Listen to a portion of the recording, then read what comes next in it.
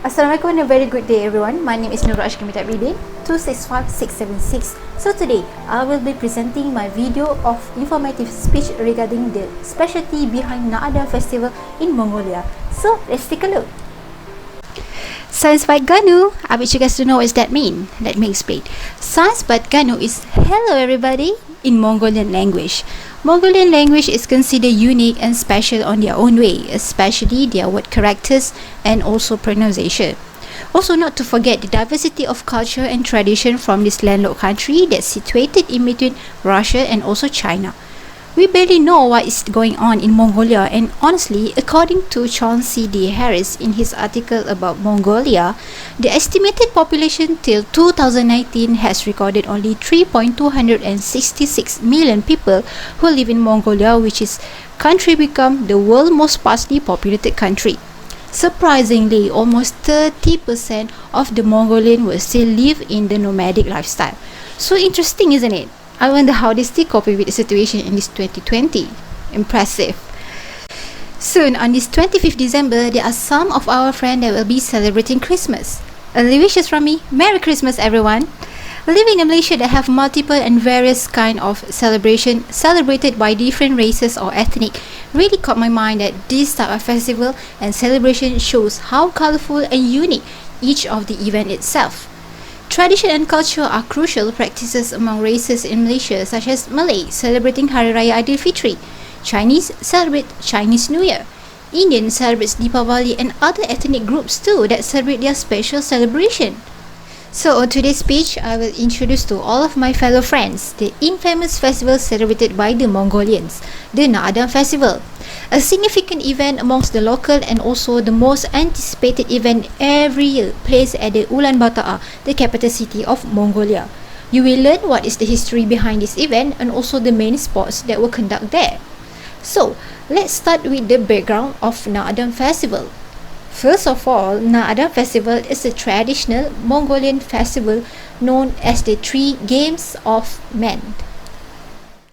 According to Pujardar in the article Naadam Festival, know the history, meaning and significance of the festival. This festival is the traditional festival that was celebrated every year from 11 July until the end of 15 July. This festival will be celebrated in the National Sports Stadium located in the heart of Mongolia, Ulaanbaatar. The main focus of this festival lies on the sport activities such as horse racing, wrestling, and also archery. This sport is essential in this event as it related to their independence. The history behind the Naadam Festival is mentioned in the book The Secret History of the Mongols during the 13th century, whereby the Mongolia had won its independence from China in 1921, and those three prominent sports were mentioned in the book, as the real intention of the sports are for the preparation of wars, but later on it becoming the staple activities in Mongolia history. Naadam Festival also was recorded on the representative list of the intangible cultural heritage of humanity of UNESCO. Next, we will move on the short background of the Naadam Festival in Mongolia. For the Mongolian, these festivals are not only for simple celebration of holidays or any festival.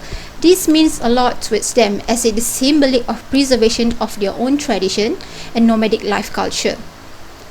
As a people who really pay highly respect to their ancestor, Mongolian people feel the oblige and joy in participating in this festival.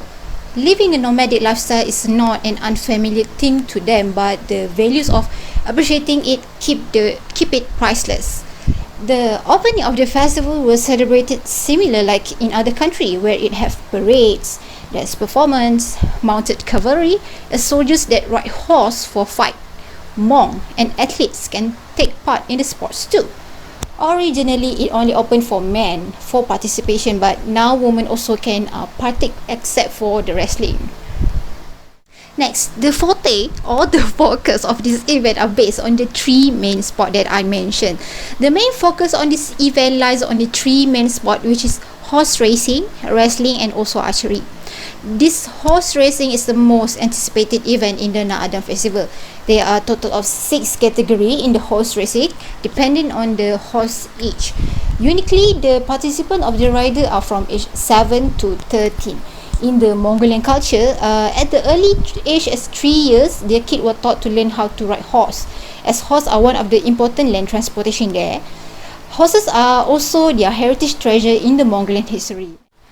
According to the View Mongolia's Travel Tours company website, this race require more endurance and speed because they will provide minimal navigation to the rider or jockey. This race is not an easy journey as it can take place till 4 days long. The jockey need to mentally and physically prepare since they are kids and their level of preparation and strength are very different from the adults. Long ago, the equipment of the jockeys and also the horses need to be minimized as possible to give balance and challenge for them, but now they all have new rules that require them to wear all safety gears to prevent from accident. For example, saddles are required in the game as a mandatory for safety purpose, but traditionally it was not necessary. There are 6 categories in the 28-kilometer horse racing. Different age of horse have different categories. Participation and crossbreed horse are not allowed in the game. Only Mongolian horses. Here are the categories of horses that are competing in the game. The qualification of the horses start at the age of 2 years old till 5 years old, also called stallion, and a full-grown horse. Soyolon, name called for the 5 years old horses because according to the local, Soyolon is the fastest horse. Many spectators will anticipate with this category since the Soyolon is a popular horse. Not to forget about the prizes, all winners get a medal and certificate based on the jockey and also their horse follow with the categories that they had participate. Only 5 winners will be selected. Okay, next, we move on to the next game, which is archery. And according to the Iron Travel Adventure in Mongolia website, the archery games are divided into 3 categories, which is Kal, Uryan Kai, and Buryat archery. The essential equipment of archery, such as bow and arrows, were used differently according to the respective category. As we all know, that archery is a traditional sport that have been practiced since 1,000 years ago. We often saw in historical movies, especially in Chinese historical movies, soldiers or armies frequently use archery to kill their enemies from far distance, and it also perfect for hunting animals. Those 3 different archery categories have distinct features. As for Kal archery, locals stated that the shooting distance is the farthest among others, 60 meters till 75 meters, while Uryan Kai archery requirement is only men are eligible to play, and based on its name, this archery related to the Uryan Kai's ethnic group hunting tradition and religious ritual. The shooting distance in Uryan Kai archery is 30 meter till 40 meter. The third category is Buryat archery, where it mainly participated by the Buryats ethnic group. This ethnic group are the minority groups in the Mongolia, and the shooting distance are 35 meter till 40 meter. And now it turned to last main game in Naadam Festival, which is wrestling. And according to Antonio Gracefo in his article about Mongolia's Naadam wrestling embodies the nation resiliency, Mongolia wrestling is different from modern wrestling that we saw on TV. It kind of resembles with South Korea wrestling too, called Serum, if any of you guys watch any K-drama. It was believed that the discovery of Mongolian wrestling originated back from centuries ago. They fight on the grass ground, unlike the modern one that use mat or specialized court of field. The player need to wear short brief, and in between their thigh, they will be wrapped with cloth belt tied to the player waist. The rules of the game are simple, such as whoever any body parts of them touch the ground first get points, except your hand palms and sole of the feet. There are no weight class, and everyone with different class of weight can choose and fight with their chosen partner, but it only applies to those who are in high tier level only.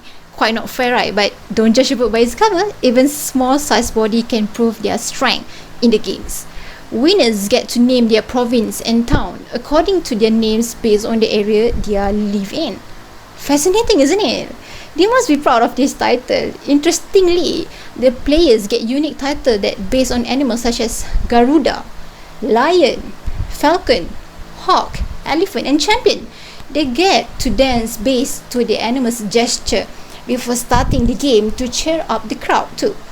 Supporters are important in the game, right? It brings adrenaline to the game and also as a source of your strength.